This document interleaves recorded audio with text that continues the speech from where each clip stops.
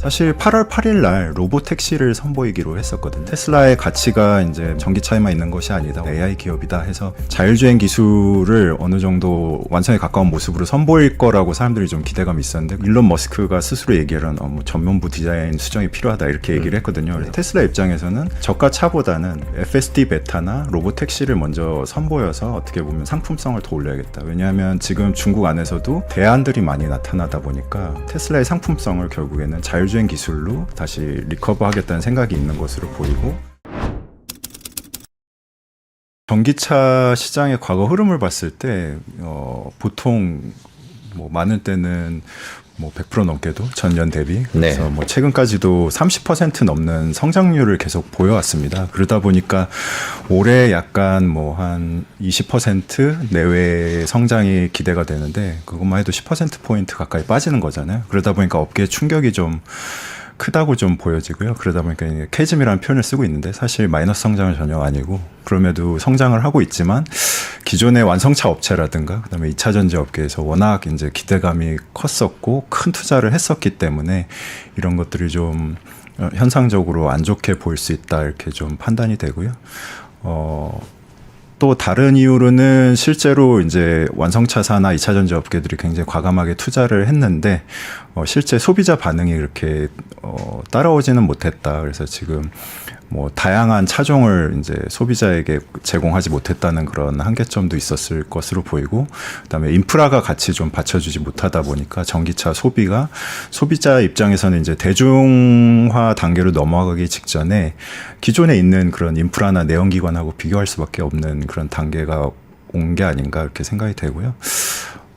그럼에도 불구하고 앞으로는 이 환경 규제, 그러니까 지금도 사실은 연비 규제를 충족하지 못하면은 뭐 수천억대 어떤 완성차 업체들은 이렇게 벌금을 내고 있는데, 전동화 추진을 하지 않으면 안 되는 그런 상황이기 때문에 지속적으로 전동화는 갈 거다, 이렇게 저희는 보고 있습니다. 전기차 가격이 너무 비싸서 그런 거 아니냐는 얘기가 제일 많은데 어떻게 보세요? 그렇다고 봐야 될 것 같습니다. 그러니까 지금은 사실 내연기관차를 보유하는 걸로 비교했을 때 여전히 그 보조금을 받지 않으면 사실 초기 구매 비용이 상당히 부담이 되는 게 사실이고요. 동급을 봤을 때. 그리고 소비자들이 여전히 인프라에 대한 불안감, 그다음에 배터리 안전성에 대한 불안감이 있기 때문에 완전히 그런 것들이 해소가 되기 전까지는 이런 약간의 주춤하는 시기가 있다고 좀 보여집니다. 테슬라가 사실 이제 최근에 2분기 실적 발표가 있었죠. 그래서 뭐 실질적으로는 그 전기차 매출에 영향이 있었던 거는 뭐 사실인 것 같습니다. 그래서 전기차 성장세가 주춤하면서 이제 타격을 입었던 거는 분명한 것 같고요. 그리고 특히나 이제 테슬라가 중국 시장 의존도가 굉장히 높다 보니까 중국 안에서 중국 자체 브랜드들이 성장세가 좀 매섭거든요. 그래서 그런 과정 안에서 마켓쉐어에 좀 위협을 받은 게 아닌가, 좀 그런 분석들이 나오고 있고요. 그럼에도 불구하고 뭐 ESS 같은 사업들, 그러니까 에너지 저장 시스템 같은 경우에는 전분기 대비 거의 2배 이상. 그러니까 지금 사실 테슬라가 전기차 외 사업으로 강력하게 밀고 있는 게 에너지 저장 사업인데, 그것도 이제 미국 그리고 중국에 공장을 짓고 있는데, 미국 같은 경우 라스롭의 공장이 거의 풀 캐파까지 지금 돌아가고 있는 걸로 보이거든요. 그래서 거의 9기가와트시를 넘었는데, 이게 사실 뭐 글로벌 시장으로만 봐도 사실 풀캐파로 40기가와트시가 돈다 그러면은 전체 뭐 설치량의 3분의 1가량까지도 가져갈 수 있는 그런 캐파거든요. 그래서 그런 사업에서 좀 잠재 가능성이 좀 보였다, 이렇게 좀 보여지고요. 그 다음에 비용 측면에서 구조조정 비용이 좀 있었다. 그래서 뭐 지난해부터 이제 뭐 10% 이상의 감원을 하겠다. 그래서 이제 인원들을 많은 해고를 했는데, 그래서 일시적으로 좀 2분기에는 그런 구조조정 비용 영향도 좀 있었다, 이렇게 보여집니다. 다만 다른 사업들은 좀 순항하는 것들이 좀 보이고 있는데요. 예를 들어서 사이버 트럭 같은 경우에 생산량이 좀 많이 안 올라온다, 이런 좀 시각들이 있었는데, 이제 주간 1,400대 정도, 그러니까 연간으로 하면 거의 7만 대 가까이 생산할 수 있는 캐파인데, 테슬라가 이제 올해 목표로 했던 12만 5천 대 생산량 체계까지 점점 좀 다가가는 걸로 보이고요. 그 사이버 트럭의 CQ에서 배터리, 그래서 4680 배터리도 좀 주춤하는 거 아니냐 이런 얘기가 있었는데, 사이버 트럭 생산되는 만큼 당연히 4680 배터리로 공급되고 있기 때문에 그런 것들이 좀 향후 호신호가 되지 않겠냐 이런 분석들도 좀 있고요. 이제 중국 시장에서 쉽지 않을 것이다. 왜냐하면 중국 플레이어들이 워낙 강력하게 치고 올라오기 때문에 그런 것들이 조금 실적으로 좀 나타난 것에 대한 실망감이 좀 있었던 것 같고요. 그 다음에 사실 8월 8일 날 로보택시를 선보이기로 했었거든요. 네. 그래서 테슬라의 가치가 이제 뭐 일론 머스크 스스로도 항상 주장하지만 뭐 전기차에만 있는 것이 아니다. 우리는 AI 기업이다 해서 이제 자율주행 기술을 어느 정도 완성에 가까운 모습으로 선보일 거라고 사람들이 좀 기대감이 있었는데 그게 이제 10월로 지연이 되면서 이게 역시나 생각보다 쉬운 게 아닌 거 아닌가라는 평가들이 있기 때문에 좀 부정적인 여론이 형성된 것 같습니다. 지금 테슬라가 사실은 올해 내지는 내년에 과감하게 좀 밀어붙이려고 했던 프로젝트들은 반값 전기차였거든요. 네. 그래서 사실은 이제 반값 전기차를 가지고 중국 시장에서 워낙 차량 가격 경쟁이 심하다 보니까 이제 중국 시장을 어떻게 보면은 어택할 수 있는 접근할 수 있는 그런 저가 자동차를 좀 개발하고 그다음에 동남아나 남미 이쪽도 아마 생각을 했을 것 같은데 이게 지금 굉장히 다급하게 떨어졌던 게 중국 안에서 자율주행 기술들이 조금씩 올라오는 모습들이 보여요. 그래서 제가 보기에도 일론 머스크도 중국 시장의 성장이 생각보다 굉장히 빨랐다라는 판단을 한 것 같고 이렇게 있다가는 가격만으로는 사실 이미 중국에서는 반값 전기차를 만들어내고 있거든요. 1,000만 원대에도 굉장히 훌륭한 자동차를 만들어내고 있기 때문에 가격 경쟁으로는 더 이상 안 되겠다. 그래서 뭐 자율주행 기능이라는 것을 선보여야지만 중국이든 다른 나라에서 우리 기업의 가치가 제고될 것 같다는 판단을 한 것 같고요. 그렇기 때문에 이제 AI 퍼스트라는 전략을 좀 택한 게 아닌가 싶고요. 그래서 뭐 엔비디아의 칩을 뭐 엄청나게 8만 개까지 사겠다 뭐 이런 발표도 하고 있는 것 같고요.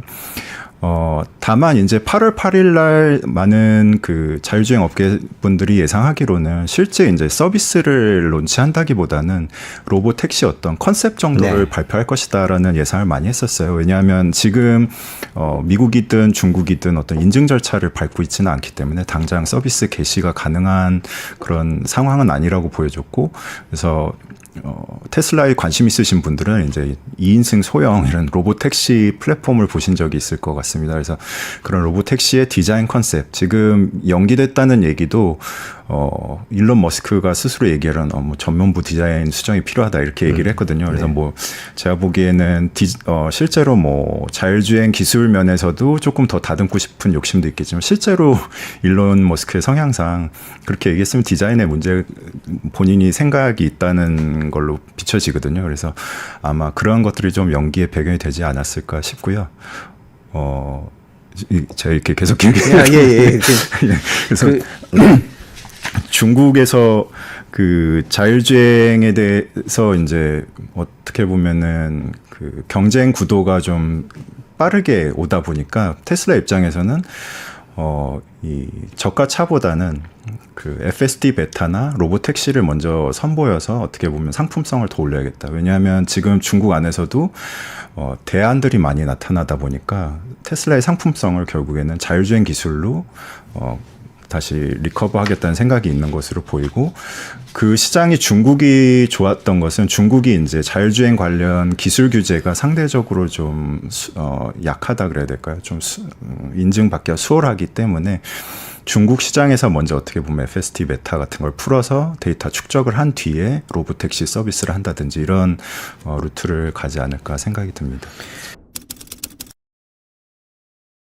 지금 뭐 많은 이야기들이 오고 있는데 사실 뭐 형태 자체가 크게 중요하진 않은 것 같아요. 제가 최근에 이제 뭐 많은 연구들을 하고 있지만 사이버 트럭을 많이 보고 있어요. 사이버 트럭을 보게 되면 사실 테슬라에서 그 전에 이 반값 전기차 내지는 모델 2 내지는 로보택시 같은 저렴한 자동차, 작은 자동차를 만들기 위한 기술들을 좀 얘기를 할 때 언박스드 프로세스라는 걸 좀 얘기를 했거든요. 근데 이게 저도 사실 그 사이버 트럭의 이제 분해 분석 프로그램들을 좀 보면서 이 기술들이 이미 거의 달성이 돼 있구나 하는 걸 좀 파악하게 됐거든요. 무슨 얘기냐면 반값 전기차를 만들기 위해서는 뭐 크기가 어떻게 되든 그런 거 떠나서 경제성을 좀 가져가려면 자동화를 굉장히 많이 해야 되거든요. 근데 지금 보시면은 자동차 업계에서 이제 푸차 도이 그렇게 얘기하는데 프레스하고 뭐 차체 이제 조립을 하고 도장을 하고 이제 의장해서 나중에 인테리어를 조립을 하는데 사실 이 네 개 단계 중에서 앞에 단계들은 대부분 자동화가 가능합니다. 근데 가장 어려운 게 마지막에 이제 완성차사 공장 영상들을 보시면 이렇게 사람이 차 안으로 타고 들어가서 인테리어를 조립하는 네. 그런 단계가 있거든요. 근데 이거를 자동화하기 위해서는 차를 되도록이면 블록화해야 됩니다. 무슨 얘기냐면 단위를 조그맣게 쪼개줘야지